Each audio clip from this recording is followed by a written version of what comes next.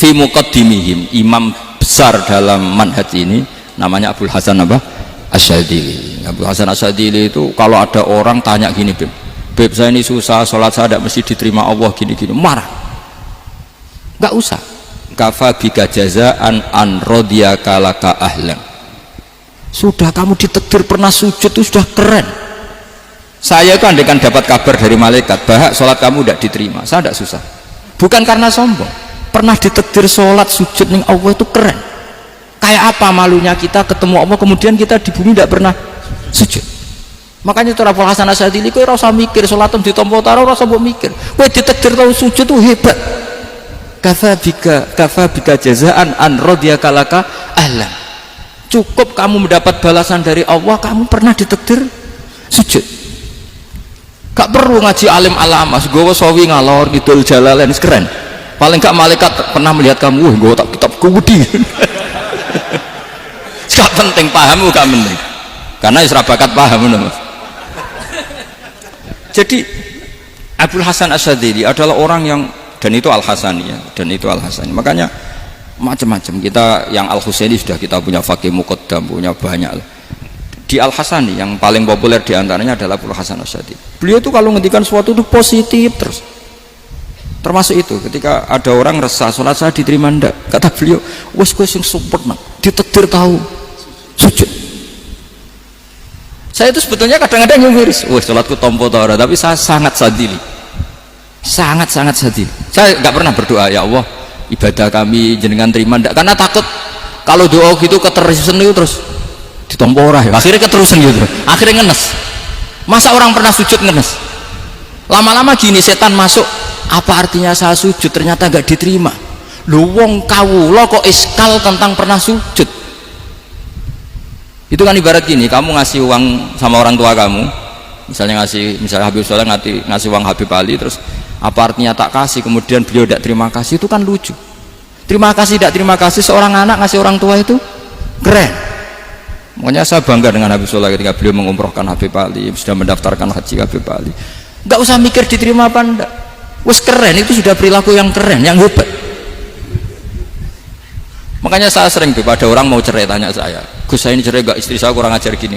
Gak usah, tapi bojoku lo judes, uang di bojoku keren, paling gak kowe ra darani jomblo.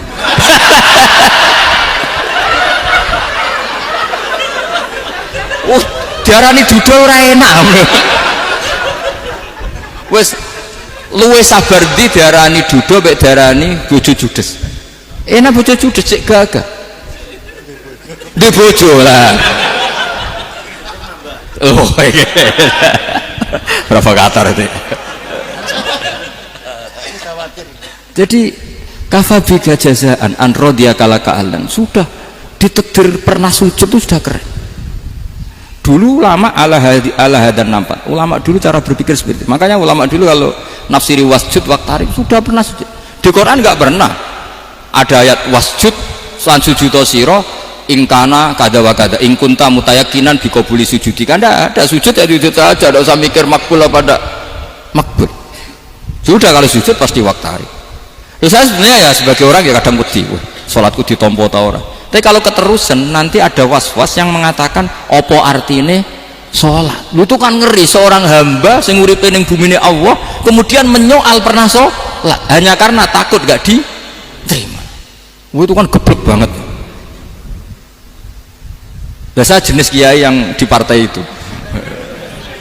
Saya tidak tahu kalau keneng dikom.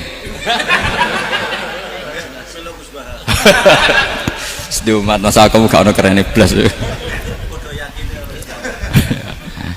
Jadi lah nanti kalau misalnya ada manhajnya Habib Soleh yang tidak seperti itu tidak apa-apa, mungkin supaya orang nggak takabur, nggak fakhr, sehingga makanya mulai dulu lama itu ya partainya kalau nggak rojak ya hauf. Nah saya ini yang jelas terang-terangan ikut partai rojak saja, Pak. Partai rojak karena banyak yang sudah di partai hauf, tapi saya rojak yang bil ilmi tadi.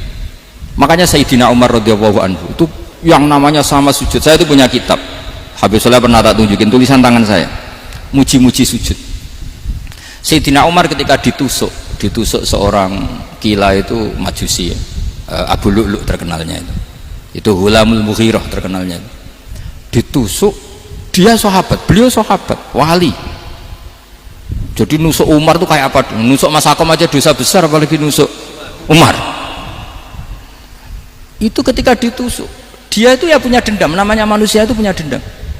Maksudnya namanya orang kan mangkel sama yang nusuk. Kalau orang mangkel itu inginnya kan yang nusuk itu masuk neraka. Tapi apa kata Umar? Ngendikan gini, tanya pertama, yang nusuk saya siapa? Orang Majusi. Orang Majusi, Hulamul Mughir. Alhamdulillah alladzi lam yaj'al maniyati biyadi rajulin lam yasjud laka sajdatan yuhaju biha indaka yaumal qiyamah. Saya itu senang Gusti, yang nusuk saya orang yang nggak pernah sujud sama jenengan. Jika kalau saya dendam supaya dia masuk neraka, saya nggak takut orang itu nuntut sama saya. Tapi kalau dia pernah sujud, pernah sholat, kemudian dia masuk neraka karena nusuk saya, kemudian dia berargumentasi, saya pernah sujud ya Allah, kenapa engkau masukkan neraka? Saya tidak berani jawab ya Allah, saking hormatnya sama yang namanya sujud. Jadi kamu dendamnya kesampaian cara Jawa ya, dendam dengan tanda kutip ya, tidak makna semestinya. Jadi mangkel mbek sing nusuk nak mlebu neraka pantas wong ora tau sujud wae Gusti gitu. Tapi kalau pernah sujud kemudian dia masuk neraka karena saya, bisa yuhajuni biha yaumal qiyamah. Jadi kayak apa sujud? Saya apa? Nabi itu kalau muji sujud sampai ngingetkan wa hatta takuna sajdatul wahidatu khairan minad dunya wa ma fiha. Nanti kalau kamu di akhirat ketemu Allah, kenangan terbaik kita apa? Di dunia pernah sujud. Keren kan? Cara ning pondok wis tau bayar syariah. Cara sowan kiai tau ngampopi Mas. Wis go jajan. Nah tapi kadang setan itu masuk tadi. Apa artinya sujud gak mesti ditompo, apa artinya sowan Habib ngaturi ra mesti ditompo, ngaturi kiai. Akhirnya ada ketakutan. Nah kalau ketakutan ini berlebihan lama-lama, ma faidatus sujud. Wah itu sudah buruk sekali, wong hamba kok tanya ma faidatus sujud.